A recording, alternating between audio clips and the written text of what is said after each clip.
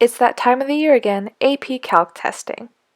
We have our free response questions, which I'll be going over with you today. They're a little more difficult than the multiple choice and require a lot of thinking and steps, but I'll show you how. It's easy. You might be thinking, free response question? That sounds really difficult. And sometimes even thinking about free response makes my head hurt, but don't worry.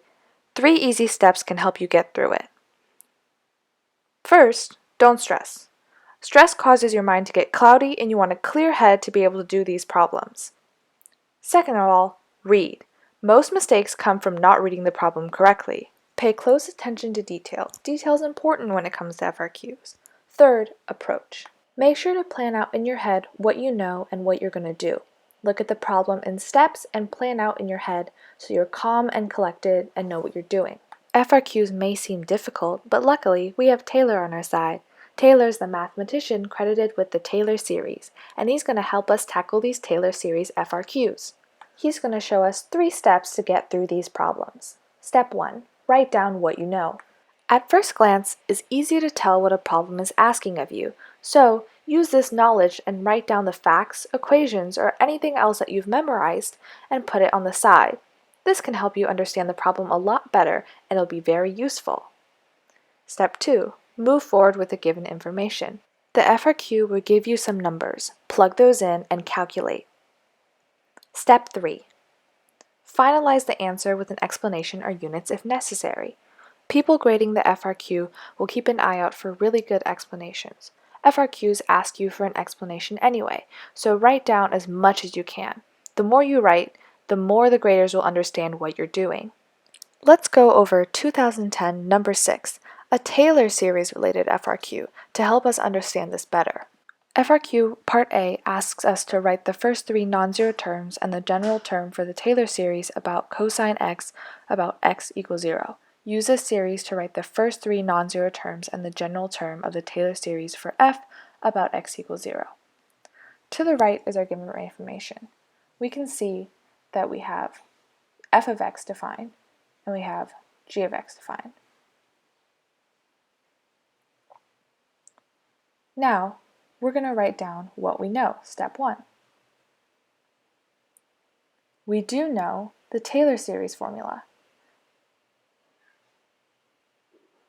Let's write this down so we can plug in our information later.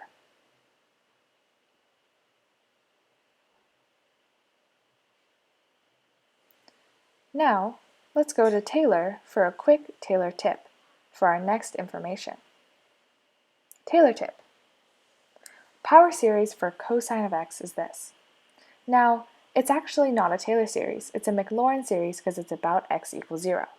With our tip, we can write down the first part that it requires, cosine x, the Taylor series. And we know that, and we'll write the first 3 non-zero terms and the general term.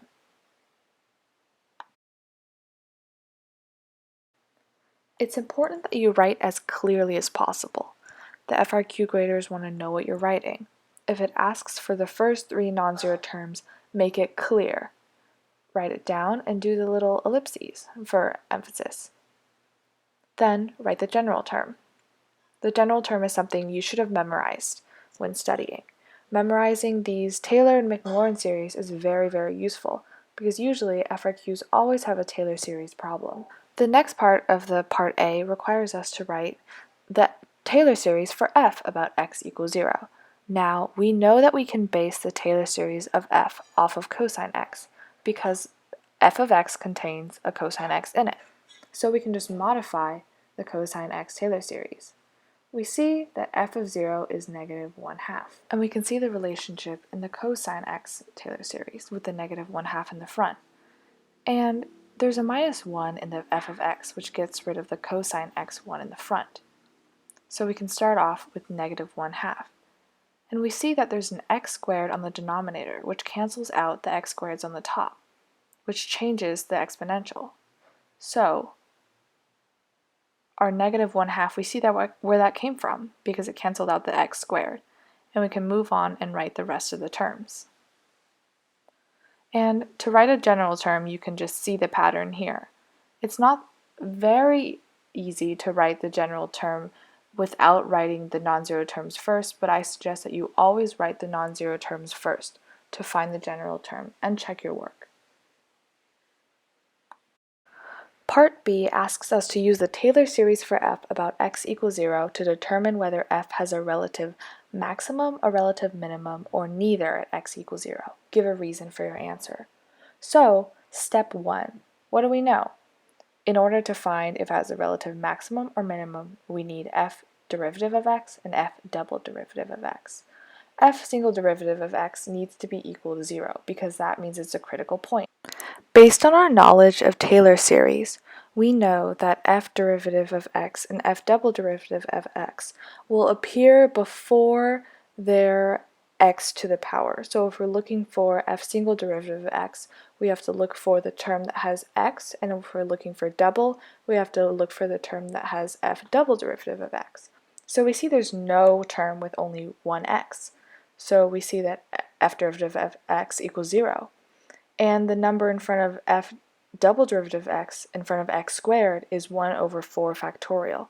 And we can see that that's a positive number, which means that the graph is concave up at that point. So that's step 2, plugging in what you know. Because we know it's concave up and there's a critical point, that means that there's a relative minimum. We're going to write our explanation because it asks for an explanation. Be as specific as possible.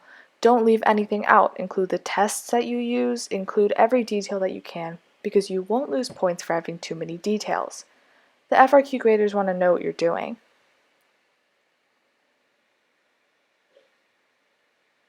Part C asks us to write the 5th degree Taylor polynomial for g about x equals 0. We can see g on the right is 1 plus the integral of f of x. And we could just integrate f of x in order to find g of x. It's easy. So we start off with g of x is equal to, and there's a 1 there, so we have to include our 1 because that's part of g of x. So 1 plus, and if we integrate everything using our integration rules, we have our g of x. Easy as that.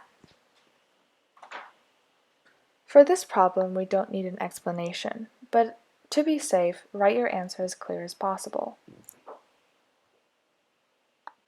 It asks for the 5th degree Taylor polynomial around g, so make sure to go to x to the power of 5. Missing these little details can cost you a lot of points. Part D asks us for the Taylor series for g about x equals 0, evaluated at x equals 1 is an alternating series with individual terms that decrease in absolute value to 0. Use the 3rd degree Taylor polynomial for g to estimate the value of g of 1. Explain why this estimate differs from the actual value of g of 1 by less than 1 over 6 factorial. What we know that we have to find an error, and this is an alternating series. Taylor tip. The alternating series remainder equation is given by Taylor. So with our alternating series remainder equation, we can see that the actual sum subtracted by the estimated sum has to be less than the first neglected term. And so our actual sum is g of 1, and our estimated sum can be calculated to 37 over 72. Our first neglected term is expressed by a sub n plus 1, and this term can be seen as 1 over 5 times 6 factorial, which is the next term in the series that we've neglected when calculating the estimated sum. And we can see that this is less than 1 over 6 factorial because we have that extra 5 in there in the denominator, and it makes it smaller. Now that we've finished our FRQs, hopefully everything's a little bit easier for you with my help. If you want extra practice, there are released FRQs. These FRQs are the ones that I think relate closest to the ones that we did today. But every single FRQ has at least one Taylor series FRQ that you can use to practice. We also have Khan Academy. Khan Academy has very specific lessons that give you questions and quizzes, and it's very, very helpful, and this is the link for the Taylor series. So thank you for watching.